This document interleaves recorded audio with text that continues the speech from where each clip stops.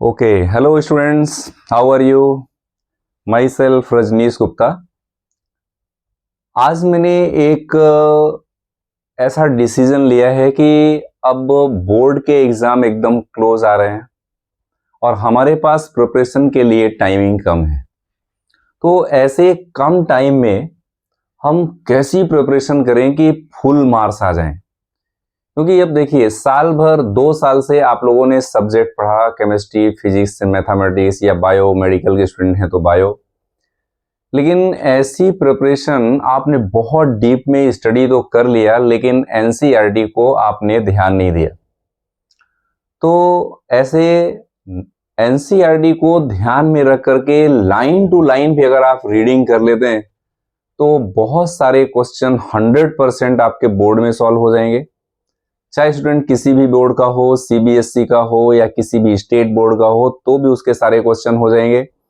और दूसरे कुछ ऐसे बहुत इंपॉर्टेंट पॉइंट होते हैं जो हम एनसीईआरटी में जब बिना डिटेल के पहली बार पढ़ते हैं तो समझ में नहीं आते हैं, लेकिन जब वही चीज हम एक बार डिटेलिंग में पढ़ लेते हैं और उसके बाद अगर हम उसको एनसीईआरटी में पढ़ते हैं तो एक छोटी छोटी लाइन भी हमें बहुत बड़ा मीनिंग देती है और वो बहुत अच्छे से हमको समझ में आ जाती है। तो प्यारे बच्चों, आज की क्लास में मैं एक नई सीरीज शुरू करने वाला हूं और इस सीरीज में मैंने नाम रखा है इस सीरीज का line to line NCERT.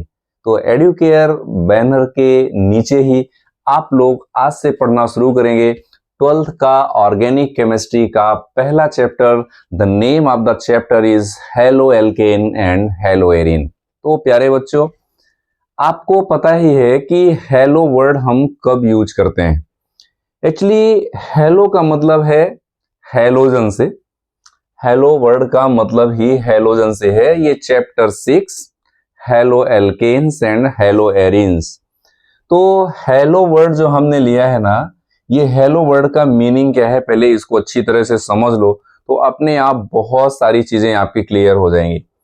Hello word is actually taken from the halogen. Hello word is taken from the halogen. और एल्केन का मतलब आपको पता ही है, फॉर्मूला हो CnH2n+2। और इसी में हम क्या पढ़ेंगे, हेलो एरिन्स, यानी एरोमेटिक कंपाउंड के साथ आप हेलोजन को अटैच कर दोगे। यानी कि सिंपली अगर आपके पास ऐसा 1 2 3 कार्बन है और यहां पर आपने CH3 CH2 CH3 यानी कि सपोज प्रोपेन लिया है, तो प्रोपेन में से अगर आप एक हाइड्रोजन माइनस कर दो और इसकी जगह पर एक Cl को लगा दो कहीं भी, तो ये क्या बन जाएगा, CH3 CH2 CH2 and Cl। तो ये जो कंपाउंड मैंने आपके सामने लिखा, this is the example of the halo alkene. Hello means chlorine और ये एल्केन का derivative. In the same way hello arenes का मतलब है कि एरोमेटिक यानी कि बेंजीन रिंग। बेंजीन रिंग में आपने क्या किया, यहां पर कोई हेलोजन लगा दिया, इसे हम कहेंगे हेलो एरिन। तो मैंने यहां पर तो जनरल एग्जांपल में क्लोरीन लिया है, लेकिन सारे हेलोजन्स को आप चाहो तो एक्स से रिप्रेजेंट कर सकते हो, जहां पर एक्स का मीनिंग है fluorine, chlorine, bromine and iodine. तो आगे हम जहां भी लेटर एक्स आएगा तो हमारे दिमाग में एक ही बात होना चाहिए कि अब इसकी जगह पर कोई फ्लोरीन, क्लोरीन, ब्रोमीन या आयोडीन जैसे ग्रुप ऐड होने वाले हैं। तो प्यारे बच्चों, ये मैंने चैप्टर का आपको इंट्रोडक्शन बताया है। अब आगे मैं आपको ये बताऊंगा कि how halo alkane hello Erin chapter पढ़ने के बाद आप कौन कौन सी चीजें सीख पाओगे जो इस चैप्टर में आपको सीखना है। देखो, मैंने आपको पहले भी बताया कि जब भी हम कोई ऑर्गेनिक केमिस्ट्री का चैप्टर पढ़ते हैं तो उसमें 6 चीजें शामिल हो जाती हैं। पहला, इंट्रोडक्शन। दूसरा, उस कंपाउंड के जो भी चैप्टर हम पढ़ रहे, सपोज अभी हेलो एल्केन पढ़ रहे हैं तो उसका इंट्रोडक्शन, फिर उसके बाद उसका नॉमेनक्लेचर, उसके बाद स्ट्रक्चर, फिर method of preparation, physical properties, chemical properties, then use and application. तो ऐसी 7 चीजें हमारे पास किसी भी ऑर्गेनिक केमिस्ट्री के चैप्टर में, ये 7 चीजें हमारे पास शामिल हो जाती हैं। तो डियर स्टूडेंट, यहाँ पर एक बहुत ही मस्त चीज मैं आपको समझा रहा हूं कि इस चैप्टर को पढ़ने के बाद आप क्या क्या सीख पाओगे वो समझना बहुत जरूरी है। पहला तो name of the halo alkanes and halo arenes, यानी कि उनका IUPAC name and common system of nomenclature. दूसरी चीज आप सीखोगे reactions involve in the presentation of the halo alkene and halo arene, की कौन कौन सी रिएक्शन ये कर सकते हैं और कौन कौन सी रिएक्शन ये दे सकते हैं, halo alkanes and halo arenes. अगला हम पढ़ पाएंगे को relate the structures of the halo alkanes and halo arenes with various type of the reaction. इनको अलग अलग तरह की रिएक्शन के साथ हम कैसे को रिलेट कर पाएंगे। दूसरा, use stereochemistry as the tool for the understanding the reaction mechanism. बहुत इंपॉर्टेंट, हम रिएक्शन मैकेनिज्म एंड स्टीरियोकेमिस्ट्री का रिलेशन यहाँ पे फाइंड कर पाएंगे। स्टीरियोकेमिस्ट्री इन द सेंस कि आप लोगों ने पहले आइसोमेरिज्म पढ़ा है, आपको पता है कि आइसोमेरिज्म में हमने 2 टाइप पढ़ा था, structural isomerism and stereo isomerism. तो स्टीरियो आइसोमेरिज्म का रिएक्शन मैकेनिज्म के साथ क्या रिलेशन है वो चीजें भी हम यहाँ पर सीख पाएंगे। अगला, appropriate the application, appreciate the application organometallic compound.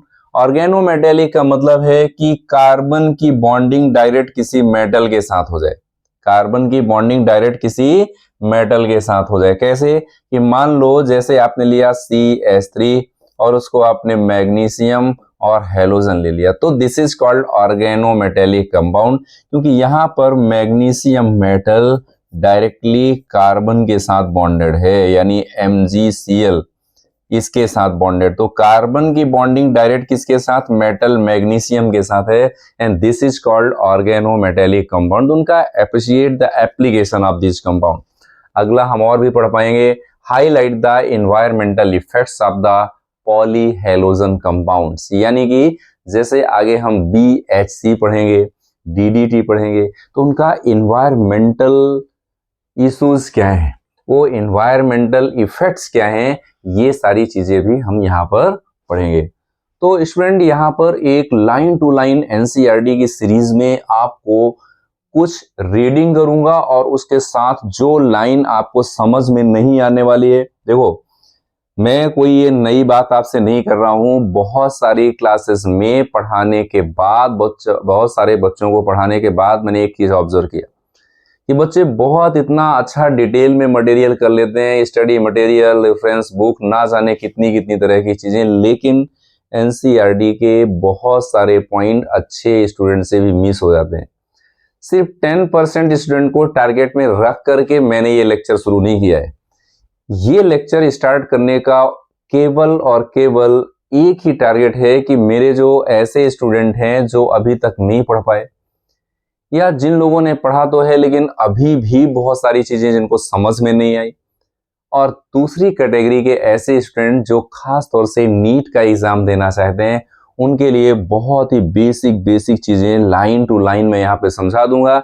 और अगर आप याद रख पाए और समझ पाए तो 100% क्वेश्चन सभी ऐसे ही बनते हैं। ओके स्टूडेंट, तो चलो अभी ये तो हम स्टार्ट करते हैं रिप्लेसमेंट। अब यहाँ पे एक आप देखो बहुत ही जोरदार, बहुत ही शानदार एक लाइन यहाँ पर लिखी हुई है कि halogenated compound persist in the environment due to their resistant to break down by the soil bacteria. यानी ऐसे बहुत सारे हेलोजन कंटेनिंग कंपाउंड्स हैं जो किसी बैक्टीरिया की प्रेजेंस में भी ब्रेक डाउन नहीं होते हैं, यानी कि बैक्टीरिया की प्रेजेंस में भी इनका ब्रेक डाउन नहीं होता है, सॉइल बैक्टीरिया की भी प्रेजेंस में, यानी ये परसिस्ट करते हैं, लगातार अर्थ में प्रेजेंट रहते हैं और इन्वायरमेंट को अफेक्टेड करते हैं, इन्वायरमेंटल चेंजेस के लिए क्या हो जाते हैं, रेजिस्टेंट हो जाते हैं। ऐसे बहुत सारे मिलेंगे, जैसे आपको BHC मिलेगा, बेंजीन हेक्साक्लोराइड, DDT मिलेगा। पॉलीथीन में आप देखोगे तो पॉलीइथीन यानी कि आपको इथाइलिन क्लोराइड से, तो PVC वो भी इसी तरह का कंपाउंड है, उसको सॉइल बैक्टीरिया ब्रेक डाउन नहीं कर पाते हैं। तो ये हेलोजिनेटेड कंपाउंड की एक बहुत ही ड्रॉबैक, बड़ा ड्रॉबैक है। अगला लाइन है, the replacement of the hydrogen atoms in an aliphatic और aromatic hydrocarbon by halogen atom results in the formation of the alkyl halide यानी कि halo alkane and aryl halides यानी कि हेलो एरिन रिस्पेक्टिवली। इस line को आप देखो, समझो यहां पर। अब मैंने आपसे एक चीज यहां पे कहा था कि लाइन टू लाइन जब आप पढ़ोगे ना तो उसको समझने की भी आदत बनाना, इसमें बोरिंग जैसा नहीं फील करना, एक एक लाइन को समझना, बहुत मजा आएगा पढ़ने में। रीडिंग करोगे तो भी चीजें बहुत क्लियर हो जाएंगी। अब देखो, मैंने कहा था आपको यहाँ पर कि जब जब कोई हाइड्रोकार्बन लेते हैं, सपोज आपने CH4 लिया, तो अगर मैं CH4 की स्ट्रक्चर देखूं तो ये ऐसा है, C यहाँ पर H, यहाँ पर H, यहाँ पर H और यहाँ पर H, ये इसकी स्ट्रक्चर। अब आपने क्या किया कि एक हाइड्रोजन को यहां से हटाया और उसकी जगह पर Cl लगा दिया, तो यही जो कंपाउंड है वो कैसा बन गया, CH3Cl बन गया। तो इसे हम कहेंगे हेलो एल्केन। क्या कहेंगे इसको, हेलो एल्केन। ऐसे ही और भी बहुत सारे हो सकते हैं। सपोज आपने C2H5Cl ले लिया, या कि C3H7Cl ले लिया, तो ये सब इसी तरह के डेरिवेटिव हैं। यानी आपने हाइड्रोकार्बन में से वन हाइड्रोजन को हटाया और उसकी जगह पर क्या लगा दिया, कोई हेलोजन लगा दिया, तो हम कह लें हेलो एल्केन। अब इसी में हेलो एरिन्स क्या है, बेंजीन रिंग में अगर आप इसकी डिटेल स्ट्रक्चर बनाओ तो यहां पर आपने Cl लगा दिया, कोई हेलोजन लगा दिया, या तो आप ऐसा समझो कि ये आपने लिया था बेंजीन, और बेंजीन की ये थी स्ट्रक्चर ऐसी, double bond, single bond, double bond, यहां पर हर जगह H और H आपने लिया था। ठीक है, अभी यहां पर आपने क्या किया कि एक हाइड्रोजन को हटाया और उसकी जगह पर कोई X यानी कि हेलोजन लगा दिया, तो हम इसको बोलेंगे हेलो एरीन। अब देखो, अब यार इससे नीचे जाकर के टीचर आपको क्या समझाएगा। अब ये लाइन भी अगर आप नहीं समझ पाते हो तो फिर कोई मतलब नहीं है। तो इनको कहते हैं हेलो एरीन। तो CH3Cl हेलो एल्केन, और ये कहलाएंगे haloarenes. Is it clear? Halo alkanes contains the halogen atom or atoms attached to the sp3 hybridized carbon atom of alkyl group, whereas the haloarine contain the halogen atoms attached to sp2 hybridized carbon atoms of the aryl group. अब देखो, अगर मैं alkyl halide लेता हूं, suppose मैं लेता हूं CH3Cl, अब ध्यान देना यहां पर, हाँ, तो इसकी स्ट्रक्चर कैसी है, यहां पर H, यहां पर H, यहां पर H और यहां पर Cl। तो ये जो कार्बन है, ये कार्बन है, उस पे एक sigma bond, sigma bond, sigma bond, sigma bond, कितने सिग्मा बॉन्ड है, 4 सिग्मा बॉन्ड। तो हाइब्रिडाइजेशन कैसा होगा, sp3। यानी कि जिस कार्बन के साथ हैलोजन जुड़ा हुआ है वो कार्बन sp3 हाइब्रिडाइज्ड है। लेकिन यही चीज अगर आप हेलो एरीन्स में देखोगे तो ये जो कार्बन है, यहाँ पर एक सिग्मा बॉन्ड, दूसरा सिग्मा बॉन्ड, तीसरा, क्योंकि ये वाला तो पाई बॉन्ड है, अगर कहीं पर डबल बॉन्ड होता है तो उसमें से एक सिग्मा एक पाई होता है। अगर कहीं एक ही बॉन्ड होता है तो वो हमेशा सिग्मा होता है। कहीं पर ट्रिपल बॉन्ड होता है तो फिर वो कैसा होता है, एक सिग्मा और 2 पाई बॉन्ड होते हैं। और किसी भी एटम के सराउंडिंग में जितने सिग्मा बॉन्ड होंगे उतने ही उसके हाइब्रिडाइज्ड ऑर्बिटल होंगे। आप समझो कि इस कार्बन पर सिग्मा बॉन्ड कितने हैं, 1, 2 और 3। तो ये कार्बन जो होगा ना वो sp2 हाइब्रिडाइज्ड होगा, जबकि एल्काइल हैलाइड में यही कार्बन कैसा है, sp3 हाइब्रिडाइज्ड है। तो जब कभी भी आप हेलो एल्केन लोगे, क्या लोगे, हेलो एल्केन लोगे, तो वो sp3 हाइब्रिडाइज्ड होगा, और हेलो एरीन्स लोगे तो वो sp2 हाइब्रिडाइज्ड होगा। Is that clear? Many halogen containing organic compounds occur in nature and some of these are clinically useful. इसमें कुछ समझने वाली बात है नहीं, ये clinically useful है। These classes of the compounds find wide application in the industry as well as day-to-day life. बहुत सारे कंपाउंड इसको डेली टू डे लाइफ में काम वाले हैं। They are used as the solvent for relatively non polar compounds and as starting material for the synthesis of the wide range of the organic compound. इनमें से बहुत सारे compound का use हम एज अ सॉल्वेंट कर रहे हैं। जैसे आपने मान लो CH3Cl लिया, तो ये पोलर कंपाउंड है, तो एज अ पोलर सॉल्वेंट आप इसका यूज कर सकते हो। आपने जैसे CCl4 लिया, तो इसका डाइपोल मोमेंट म्यू की वैल्यू 0 है, यानी एक ऐसा है नॉन पोलर है, तो आप इसको नॉन पोलर सॉल्वेंट की तरह यूज कर सकते हो। यानी कि कुछ हैलोजन कंटेनिंग कंपाउंड, कुछ हैलो एल्केन पोलर हैं और कुछ नॉन पोलर हैं, तो ऐसे हम इनका सॉल्वेंट की तरह भी यूज कर सकते हैं। ओके, क्लोरीन कंटेनिंग एंटीबायोटिक का एक बहुत बढ़िया नाम आपको याद रखना है, दैट इज क्लोरामफेनिकॉल। बहुत इंपॉर्टेंट, क्लोरामफेनिकॉल एंटीबायोटिक है जिसमें हैलोजन होता है, जो माइक्रो ऑर्गेनिज्म के very effective for the treatment of the typhoid fever. Typhoid fever के लिए हम यूज करते हैं, वो है क्लोरामफेनिकॉल। ठीक है ना। Our body produces iodine containing hormone. आप सबको पता होगा कि हमारी थायराइड ग्लैंड में, ये जो गले में यहाँ पर थायराइड ग्लैंड होती है, वहां से एक हार्मोन रिलीज होता है जिसका नाम है थायरॉक्सिन। और उस थायरॉक्सिन में एक्चुअली T3 एंड T4 दो तरह के हार्मोन्स होते हैं। कौन कौन से? T3 and T4। हाँ, थायरॉक्सिन में दो तरह के टाइप होते हैं, T3 एंड T4, लेकिन दोनों का जो डेरिवेटिव है कौन है? हैलोजन कंटेनिंग कंपाउंड है, स्पेशली उसमें आयोडीन होता है। इसकी डेफिशिएंसी से होने वाली डिजीज को हम क्या कहते हैं? ग्वाइटर कहते हैं। इससे डिजीज कौन सी होती है? ग्वाइटर, इसकी डेफिशिएंसी से। तो ग्वाइटर में क्या होता है? आपने लोअर सेक्शन में पढ़ा होगा कि गले में ऐसा सूजने लगता है, स्वेलिंग आ जाती है ना, परमानेंट स्वेलिंग आ जाती है। तो ये ग्वाइटर की बीमारी जो होती है वो हार्मोनल डिसऑर्डर के कारण होती है, और ये जो हार्मोनल डिसऑर्डर है वो किसके कारण होता है? थायरॉक्सिन के कारण होता है। सिंथेटिक हैलोजन कंपाउंड जैसे क्लोरोक्विन, सबने नाम सुना होगा। किसी व्यक्ति को जब मलेरिया होता है तो मलेरिया में हम इसका दवाई का यूज करते हैं, इस मेडिसिन का यूज करते हैं, दैट इज कॉल्ड क्लोरोक्विन। तो ये जो क्लोरोक्विन है, it is use like the anti protozoal medicine, यानी प्रोटोजोआ को किल करने के लिए मलेरिया ट्रीटमेंट में क्लोरोक्विन यूज होता है, जो कि एक सिंथेटिक हैलोजन कंटेनिंग कंपाउंड है। अब कुछ और भी है, जैसे haloethane is used as the anaesthetic during the surgery. आप लोगों ने सबने नाम सुना होगा CHCl3, जिसे हम क्लोरोफॉर्म कहते हैं। ये क्लोरोफॉर्म सर्जरी के टाइम पहले एनास्थेटिक सब्सटेंस की तरह यूज होता था, एनास्थेटिक सब्सटेंस की तरह यूज होता है।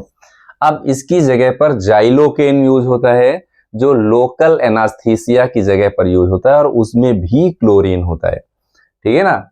तो certain fully fluorinated compounds are being considered as the potential blood substitutes in the surgery. Surgery के टाइम ब्लड सब्स्टिट्यूट की तरह फ्लोरिनेटेड कंपाउंड का हम यूज करते हैं। तो इस पूरे यूनिट में हम आगे चल करके ये पढ़ेंगे कि इस कंपाउंड को हम बनाते कैसे हैं, what are their physical properties and what are their chemical properties. तो ये जो मैंने आपको पढ़ाया, इस लाइन टू लाइन में दो तीन चीजें आपको क्लियर हो गई होंगी कि कौन sp3 हाइब्रिडाइज है, कौन sp2 हाइब्रिडाइज है, कहां पर कितने सिग्मा बॉन्ड है। एक चीज यहां पर बहुत ही चलते चलते इंपॉर्टेंट चीज आपको बता दे रहा हूं, अगर किसी एटम पर दो सिग्मा बॉन्ड होते हैं, दो सिग्मा बॉन्ड, तो वो sp हाइब्रिडाइज होगा।